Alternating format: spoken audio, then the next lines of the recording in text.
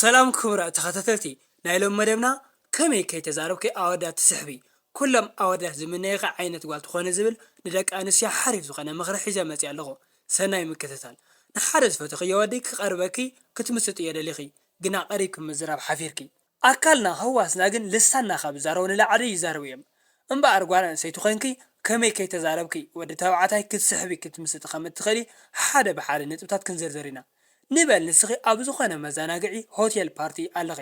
ኣብዚ እዚ ዘለኽዮ ብዙሕ ድምፂ ሰሓቕ ያዕያዕታ ሙዚቃ ኣሎ። ሓደ ዝመሰጠኪ ምጩው ወዲ ብሓደ ጫፍ ትርኢ እሱ እውን ይርአክ ኣሎ። ናባኺ ክመፅእ ደሊኽዮ ክትከደ ኣይከኣልክን። ክትገብርዮ ዘለኪ ብመጀመርያ ንሓደ ወዲ ካባኸ ዝምስጦ እንታይ እዩ ኣቀማምጣኸ እሳይልኪ። ስለዚ ሓደ ወዲ ብማዕረ ክሪአክ እንከሎ ክቐርበኪ ክምሰጠልኪ ካብ ዝገብሮ ኣቀማምጣኺ እሳይልኪ እዩ። መብዛሕትና ኣቀማምጣና ወይ እስታይልና ሓሲብናሉ ዘይኮነ ብኣጋጣሚ ዘማዕበልናዮ እዩ። ስለዚ ብዓይኒ ሰባት ሰሓብነት ንኽትረኽቢ እስታይልኪ ዓርሰ እምነት ብዝተመልኦ ክትቕመጢ ክትንቀሳቐስ ይግባእ።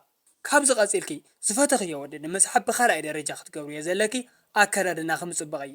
ምስ እስታይልኪ ኣከዳድናኺ ዝኸይድ ዓይነት ክዳን ምምራፅ።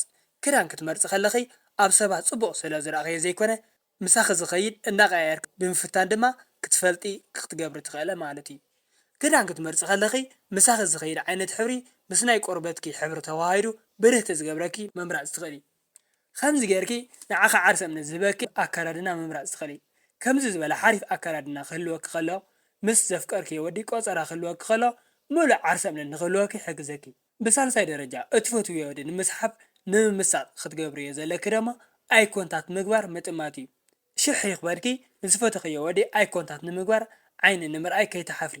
ተቢዕኻ ዓይኒ ምስ ትርእዮ ኣብ መንጎኹም ዝለዓለ ቅርርብ ንኽፍጠር መብዛሕትኡ ግዜ ኣወንታዊ ምላሽ ንክህሉ ዝገብር እዩ። ተቢዕኻ ዓይኒ ምስ ትርእዮ ነቲ ወዲ ኣብኡ ዘለኪ ድሌት ክርዳእ ትገብሪ ኣለኺ። ኣይ ኮንታክት ምስ ገበርኪ ዝህበኪ ምላሽ ራእዮ ንኽትቀርብዮ ዝዕድም እንተኮይኑ ደጊሙ እንተሪእኪ ፍሽኽ እንተኢሉ ርኢኺ ድማ ክትገብርዮ ዘለኪ ትገብር ኣለኺ ማለት እዩ። ራብዓይ ማንም ወዲ ክምነየኪ ዝፈተኽዮ ወዲ ክትስሕበሉ ሜላ ድማ ነብስኺ ፍትሕ ምባል ካብ ዝኾነ ዓይነት ፀቕጢ ነፃ ምዃን እዩ። ነፍስኺ ፍትሕ ምባል ካብ ዝኾነ ዓይነት ፀቕጢ ነፃ ምዃን ሰባት ናባኺ ብነፃነት ንኽቐርቡ ካብ ዝኾነ ዓይነት ፀቕጢ ነፃ ንክኾኑ ዝገብር እዩ።